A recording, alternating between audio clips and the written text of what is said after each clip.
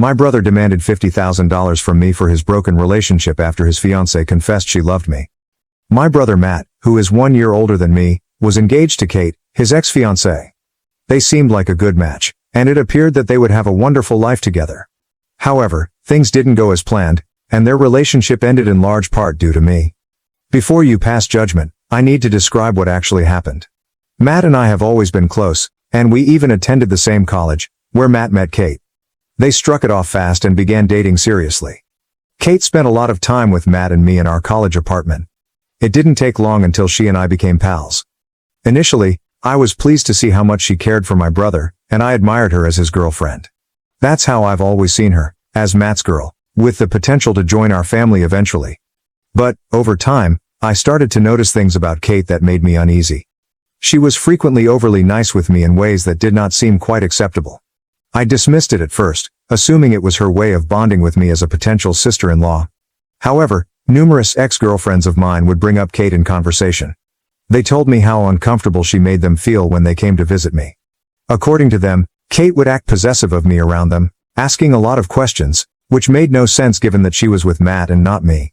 I never paid much attention to these statements, supposing they were exaggerated or simply didn't want to believe them. But as more individuals brought it up, I realized there could be something to it. I once dated a girl named Sarah, and everything went well between us. However, she abruptly ended our relationship. I was caught off guard and had no idea what had gone wrong. I eventually discovered the truth. Kate had ruined our relationship. When I brought Sarah over to our apartment, Kate would continuously mock her, put her down, and even bully her behind my back. Sarah later informed me that Kate made her feel unwelcome and insignificant, as if she did not belong in my life. That was not all. Kate went so far as to lie to Sarah, claiming that I was cheating on her with other people. That was completely false, and the worst part was that Sarah believed her without speaking with me first. It ached to know Kate had purposefully wrecked our relationship. When I questioned Kate, she acknowledged lying but showed no remorse. Instead, she excused her actions by claiming that she didn't think Sarah was right for me and was attempting to protect me from a relationship she didn't believe was good enough. She presented it as if she was doing me a favor, but it did not feel that way. It seemed like an invasion, as if she had crossed a line she wasn't supposed to cross. This was not an isolated instance. Another time, I was dating a girl named Emily and things were getting serious. During Christmas, I decided to bring her home for the first time to meet my family. Matt brought Kate along, as he normally did.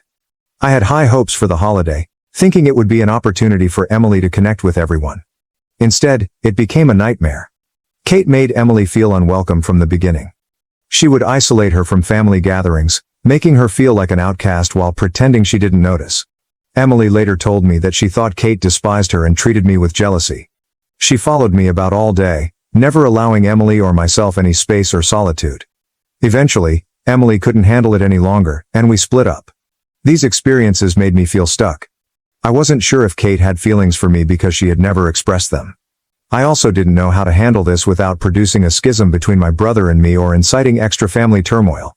But, at the same time, I couldn't ignore how Kate's actions affected my life and relationships. It was evident that something was wrong, and it was only a matter of time before things broke down. Then came my birthday. Kate handed me a gold chain with the letter K on it. It looked quite pricey. At first, I wasn't sure how to react. Giving me a necklace with her initials on it seemed weird, even inappropriate. This was not the type of gift you'd anticipate from your brother's fiancée. It seemed more like something couples would exchange. I nervously quipped that she must have confused the receiver, as the necklace appeared to be a gift for my brother Matt rather than me. Kate's face flushed with shame, and she explained how she had personalized the necklace particularly for me. She said she wanted me to wear it so I wouldn't get approached by every girl on the street. I made a nasty expression at her comment, and she must have seen it because she fell into tears and fled out of the room without saying anything. The entire situation felt awkward and uncomfortable, and I had no idea what to do. Later, I summoned the confidence to tell my brother about my concerns, hoping he'd understand why Kate's gift had upset me. But, to my amazement, he ignored it completely. He pretended it wasn't a huge deal for Kate to give me anything like that, telling me that Kate loved me like family and I shouldn't overthink things. When I brought up Kate's previous occurrences and strange conduct, my brother replied that she was simply a highly protective person and that her behavior meant nothing else. To avoid unnecessary drama, I decided to drop the topic with him. He was clearly delusional. But, following the incident, I made a concerted attempt to distance myself from Kate. I was nice and respectful whenever I was around her, but I avoided spending time alone with her or conversing with her for longer than necessary.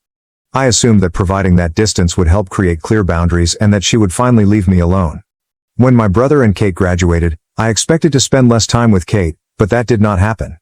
Kate began phoning and texting me practically daily. Even when I ignored her calls and responded briefly to her texts, she didn't seem to receive the message. Her persistence perplexed me, and I couldn't understand why Mom continued to seek so much attention from me when her priority should have been my brother. Then Daisy entered my life. I met her at a party through common friends, and as soon as we started talking, I realized she was unique. Daisy is the love of my life, and I'm so grateful we met.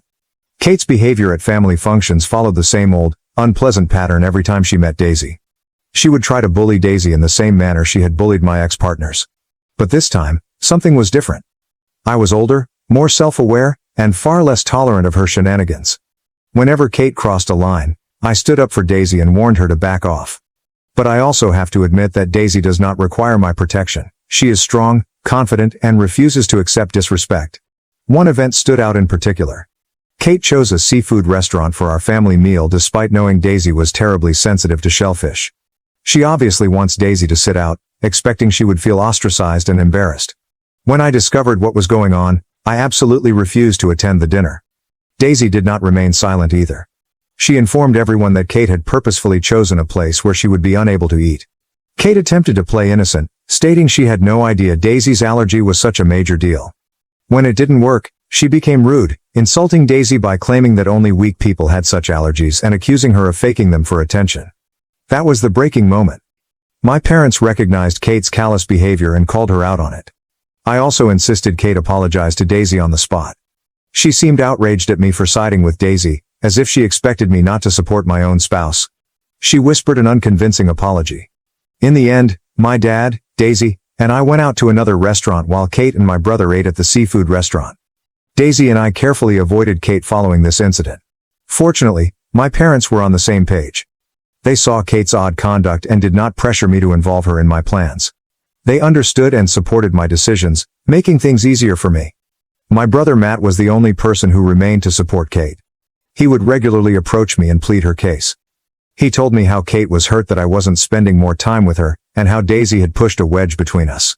He'd reminisce about the good old days, attempting to persuade me to visit him and Kate more often so the three of us could hang out like we used to.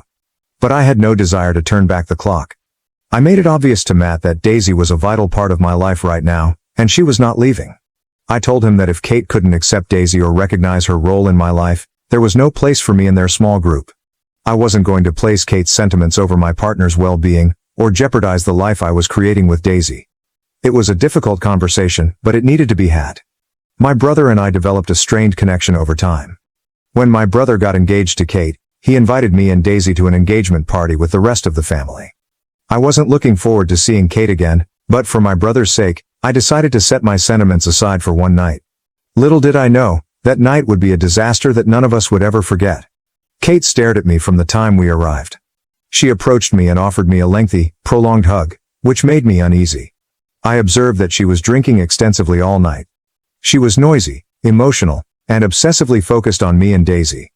She continued to flirt with me, stroking my arm needlessly and making improper remarks. It was awkward, to say the least. I did my best to avoid her without raising a disturbance, but my attempts to separate myself just made her angrier. Matt stood up to make a toast to commemorate their engagement. Kate pulled the microphone from his hand in the middle of his address, as the entire crowd watched. Kate began a rambling and disjointed confession. She told everyone present that she had been living a lie for years. She appeared inebriated, and her speech was slurred. She admitted in front of our entire family and friends that she had always been in love with me, not Matt. The room fell silent, and all eyes turned to me. My brother's face became pale, his expression a mix of shock and sadness. I could feel my pulse pounding in my chest as the horror of what she was saying set in. Kate, unconcerned about the ruckus she was causing, resumed her inebriated confession. She explained that she had tolerated remaining with Matt all these years because it was the only way she could be close to me. Kate went on to express her jealousy of Daisy, claiming that she was the reason I had stopped spending time with her. Then, to everyone's amazement, she begged me to leave Daisy. She stated she wanted us to run away together and have a wonderful life as a couple. The desperate tone in her voice was frightening. The room was stuck in startled quiet, except for Kate's drunken tears. Fortunately, Kate's sister, who was also attending the party, stepped in. She hurriedly pulled Kate away from the microphone and attempted to settle the situation, but Kate was not finished yet. She continued to wail and scream as her sister took her out of the room, shouting things at me like, "You're the love of my life, and don't let her take you from me." I wasn't sure where to look or what to say. My brother stood there, absolutely crushed, as our family and friends watched, shocked and disbelieving. I was appalled and ashamed by what had occurred. The consequences of this occurrence were terrible. Matt was devastated by Kate's public confession and betrayal and ended their engagement immediately. He severed all links with her and refused to see her again after that night. While I completely supported his decision to terminate things with Kate, I didn't expect him to cut me off as well. Matt refused to speak with me after that, no matter how hard I tried. He ignored my calls and messages, and he did not respond even when our parents tried to interfere. He stopped attending family gatherings, barely communicated with anyone, and provided no updates on his life. He has had almost no communication with any of us in the past 5 years. He was even absent on the most important day of my life, my wedding to Daisy. My parents occasionally receive a few updates from him, but that's about it. We have no idea why he cut us off so totally, but we understand his need for space, even if it breaks our hearts. That is why, when my phone rang this week and I saw Matt's name on the screen, I was taken aback. I hadn't heard from him in years, and I couldn't believe he was reaching out now. When I answered the phone, the first few moments were awkward. We hadn't spoken in a long time, and it was hard to know where to begin. But I was just glad that my older brother had finally contacted me. I missed him more than I knew. Matt informed me he was doing okay and eventually revealed why he was reaching out. He informed me that he was getting married in a few months. The news surprised me, but I was truly thrilled for him. After everything he'd been through, it felt like a new beginning in his life. I congratulated him cordially and expressed how pleased I was to hear the news. Curious, I inquired whether he planned to invite our parents, Daisy, and me to the wedding. It had been a long time since we'd all been together, and I saw this as an ideal opportunity for reconciliation. Matt confirmed that he was actually inviting us, which reassured me. It seemed like a bridge was finally being repaired. But then he said something that really took me off guard. He simply stated that, while I had been asked to his wedding, I could not come empty-handed. At first, I chuckled, believing he was making a light-hearted joke about wedding presents. I promised him that I would get him and his fiancée a wonderful gift. But Matt quickly clarified that wasn't what he meant. He went on to claim that what he really wanted from me was $50,000. I froze, taken by surprise. $50,000 for a wedding gift? For a second, I suspected he was still joking, but the severity in his voice dispelled any doubt. I urged him to clarify, to see if I had misunderstood, but Matt insisted. He informed me that this was something I owed him after breaking his trust years before. He argued that paying him this money was the only way to mend our friendship. I pressed him further, confused and shocked, to attempt to figure out what he was saying. What trust had I broken? How had I harmed him? That's when Matt mentioned Kate. He described in great detail how his ex-fiancée proclaimed her love for me at their engagement party. He told me how ashamed and deceived he felt that night, standing in front of his family and friends while his life fell apart. Matt blamed me for his disgrace and emotional agony. He claimed that I should have known Kate's feelings all along and done anything to avoid her disclosure. He criticized me for not setting stricter limits with her and for failing to recognize the warning signs sooner. Matt told me that the day Kate professed her love to me, he experienced a significant emotional and social loss. He said that the incident harmed his reputation, broke his confidence, and left him emotionally wounded. In his mind, the $50,000 was more than just a wedding present. It was compensation for the agony and humiliation he felt I had caused him. He saw it as an opportunity for me to take responsibility and make things right. Obviously, I informed Matt that I couldn't do what he asked. I informed him that he was insane for ever suggesting something like this. But Matt persisted in giving me a few days to rethink, implying that if I did not pay him the money, our relationship would be gone forever. Honestly, this feels like an ultimatum, and it has left me angry and very saddened. My wife believes my brother has lost his mind, but some of my cousins agree with Matt. They believe I should at least consider compromise and compensating him, as he has suffered greatly as a result of my actions. Okay, Reddit, here's an update. Matt's demand has stunned my parents just as much as it has me. When I told them what he had said, they couldn't believe that after years of silence and no attempts to communicate, Matt had simply come out to demand $50,000 from me. They are upset on my behalf, especially given the emotional toll the issue with Kate took on me and Daisy. My folks are fully on my side.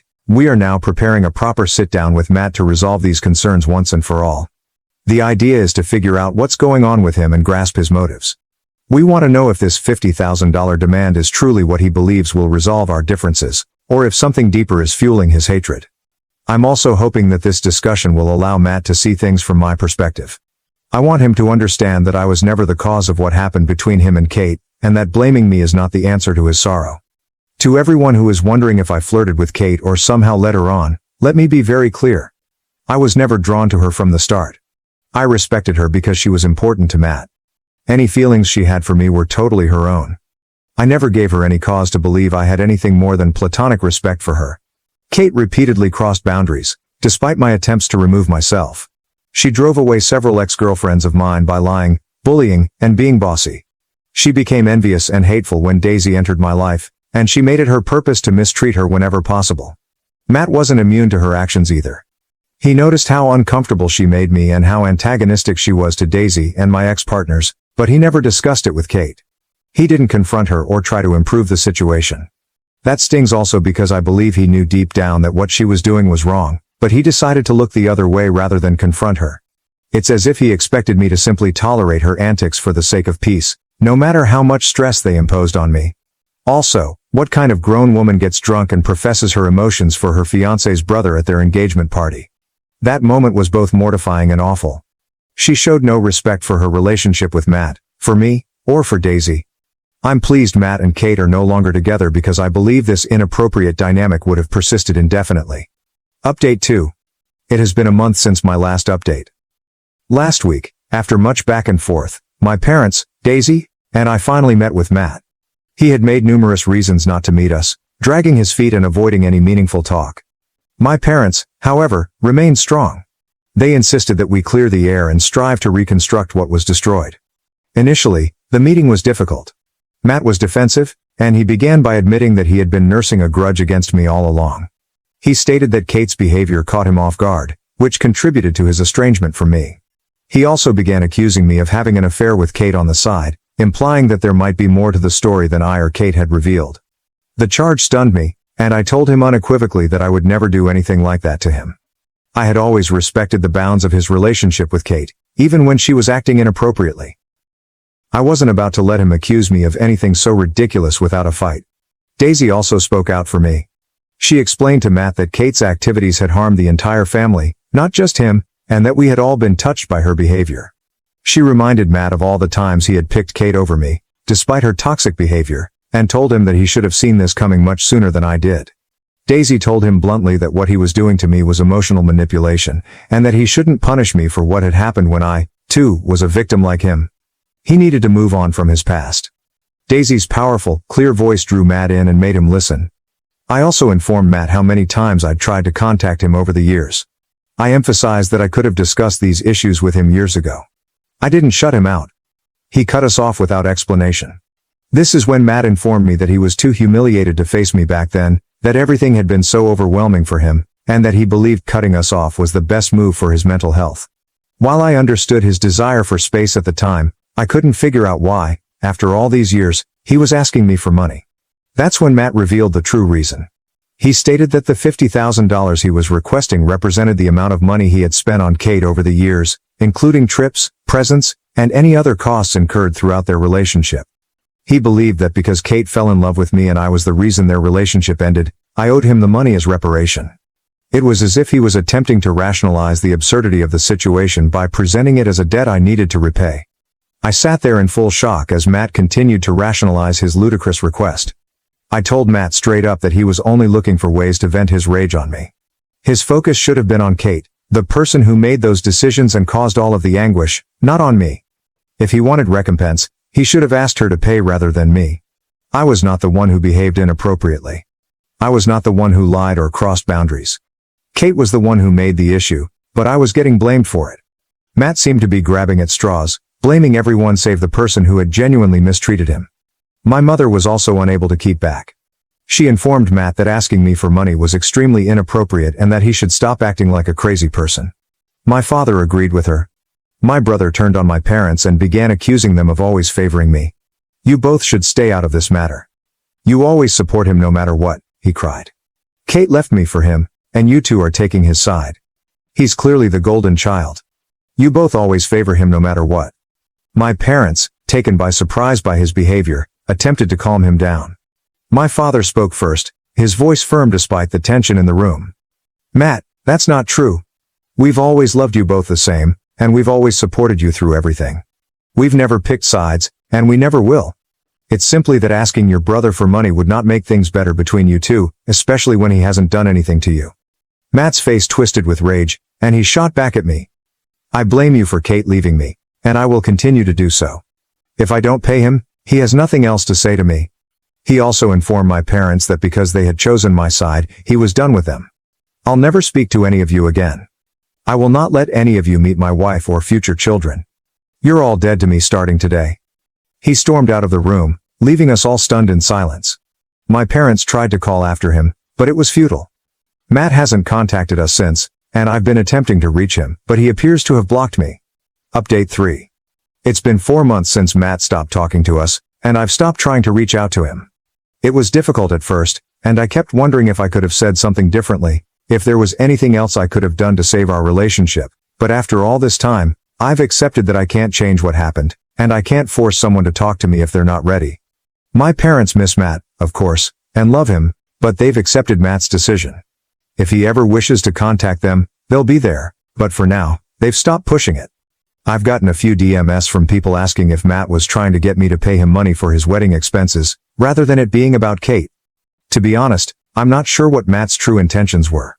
If it was genuinely about him needing financial help for his wedding or some other situation, I might have been more willing to discuss it and see if there was a way to help, but that wasn't the case. He made it clear that it was about me somehow. That is something I just can't wrap my head around. At the end of the day, the money wasn't the issue. It was Matt's misplaced anger and complete lack of understanding about what actually happened. I don't think Matt was thinking clearly, and I've accepted that I can't change his mind. Daisy and I are doing well, and I am grateful every day to have such a strong woman by my side. She is now pregnant, and we are excited to become parents soon. Thank you for watching. If you haven't subscribed yet, please do so and hit the notification bell to stay updated with more shocking real-life stories happening around you.